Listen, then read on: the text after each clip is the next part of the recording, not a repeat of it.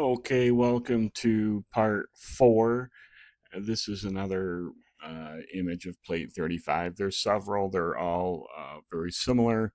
These are not the originals, these are artist renditions. And this is not the original, like I was saying. I got interrupted here. But anyway, not the original. I can show you one of the originals. Oops, that's not it. Um,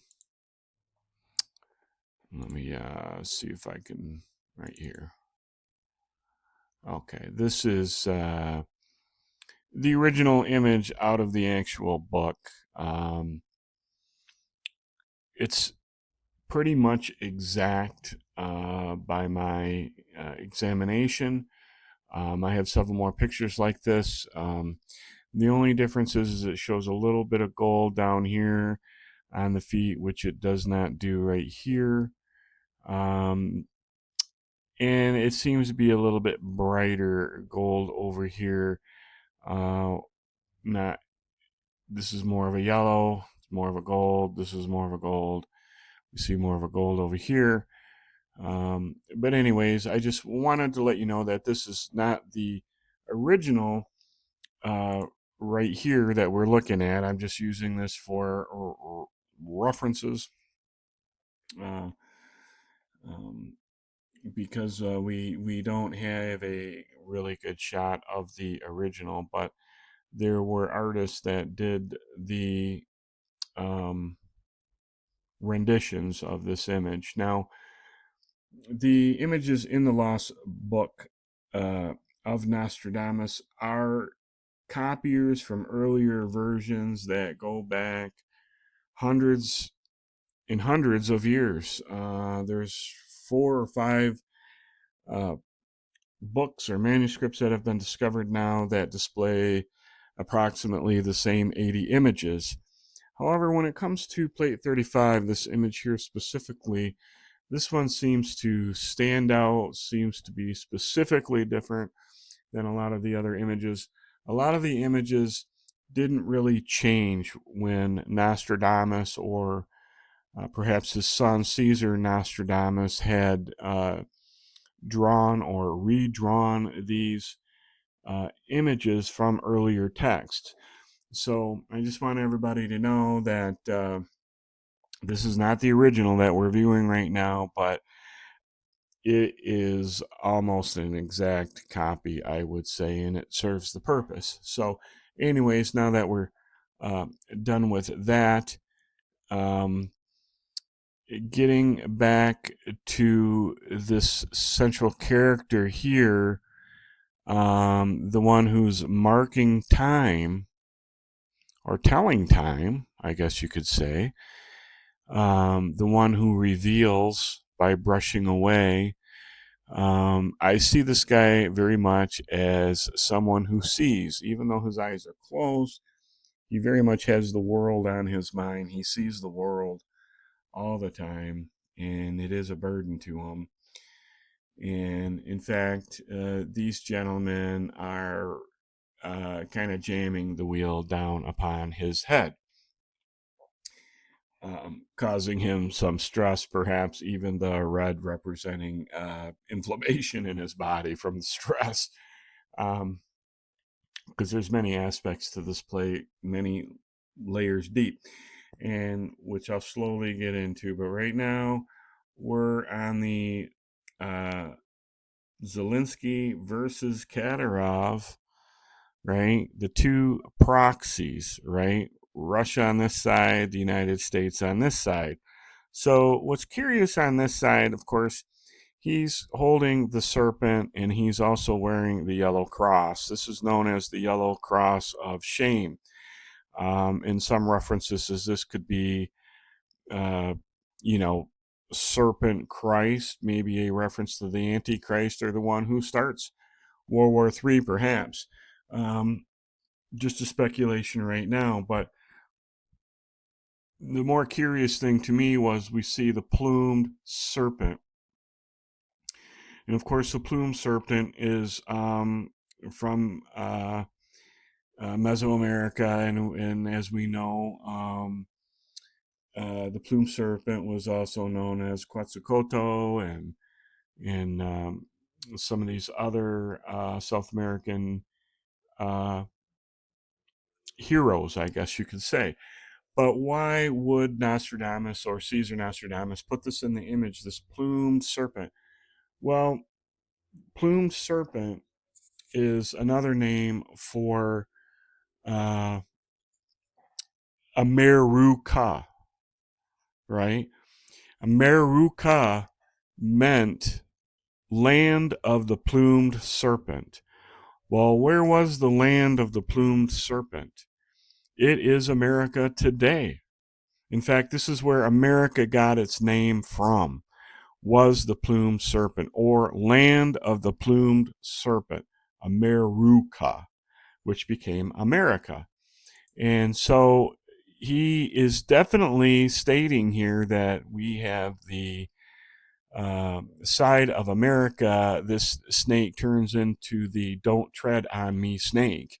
Of course, on the infamous American flag, "Don't tread on me."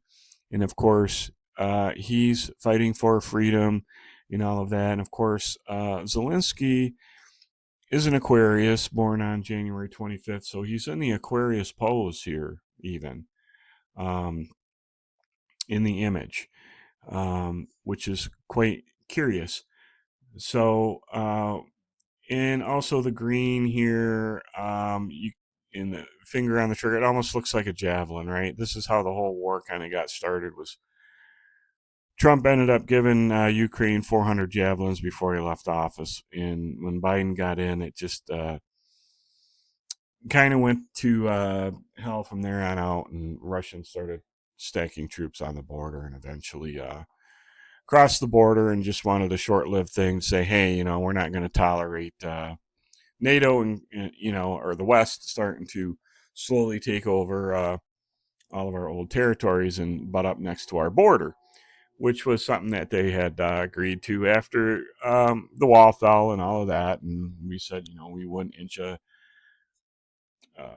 foot closer to Russia, which we now claim wasn't in writing, but we were really, pretty disingenuous about the whole deal as the CIA slowly flipped over the Balkan countries, Latvia, Lithuania, Estonia, yada yada yada, into NATO, and of course this has been doing nothing but poking the bear.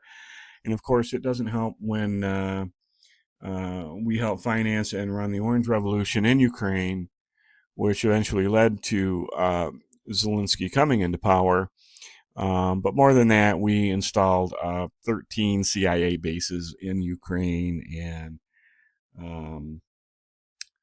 kind of opened the door for money and finance and a bunch of other things, energy, and a bunch of corruption, as Ukraine was and still is probably the most corrupt nation in Europe, um, without a doubt. And this was the problem with Ukraine and the Biden family getting involved in all of that. It's just a mess and corrupt. And now, we're basically using Ukraine as as our proxy to fight Russia. Like Putin is using Kadyrov as his proxy to fight the Ukrainians. And this is the message here that Nostradamus was definitely putting out, the two proxies. Now, we've got the Russian Chechen side over here. Now, Kadyrov is born in October 5th, I believe. His birthday is coming up in just a few days, and he's a Libra, and Putin is October 7th, also a Libra.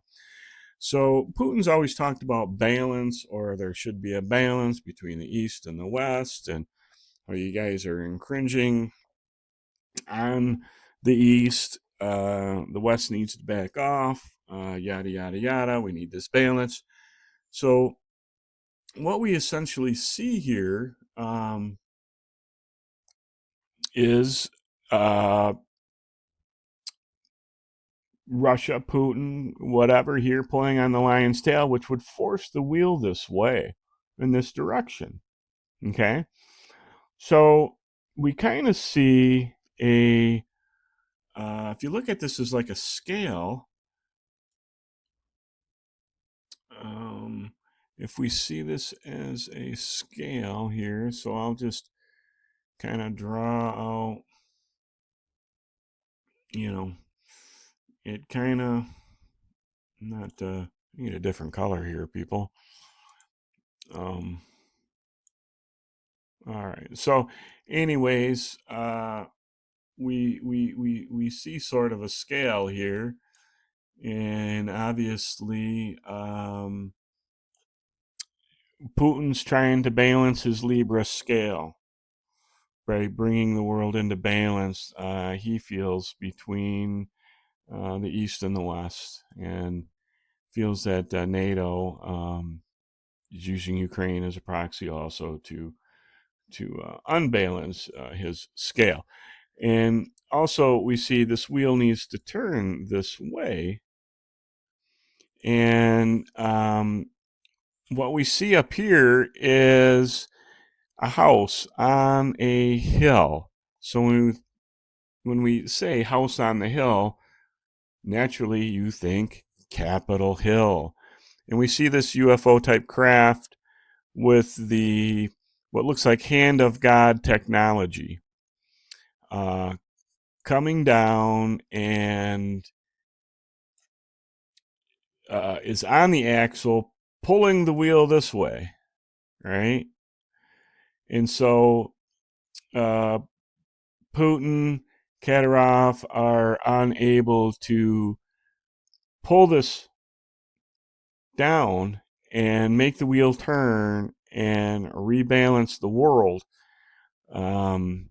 What's going on here is Zelensky is getting the upper hand,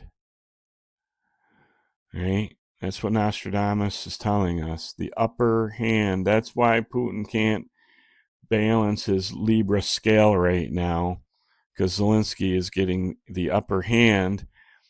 And of course, not sure how to erase all that.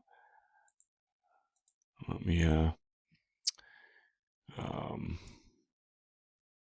well, that's not what I wanted to do either, but in order to show some other things on here, I need to clean this up. I thought there was a major, like, just erase button here. Oh, no, I don't want to do that either. Well, anyways, we got most of the stuff erased here. So, yeah, Capitol Hill. So we're seeing the American side here. Over here, we're seeing representations of the East, I would say. And you should be careful pulling a lion's tail, because, beware of a roaring lion. For it comes at you like the devil. I think that's 1 Peter 5. So I do see some biblical references here that are popping out at me as I go along here. And I do see something, somewhat of a loss on this side. Perhaps the reason he doesn't have the black boots on. Certainly this side seems to be more grounded, as this would be the learned side. So we can certainly say Putin is a learned man, highly educated. Kadyrov, not so much, but he's certainly learned in warfare. Where on this side, we see a more zealous character, Zelensky, perhaps overly zealous on his campaign to go to war, perhaps not thought out very thoroughly, or influenced by the West, to stay at war, which we've all heard about. The British and the Americans going over there and giving him a pep talk and saying, we'll give you all you need, keep killing Russians. Not a very good plan. So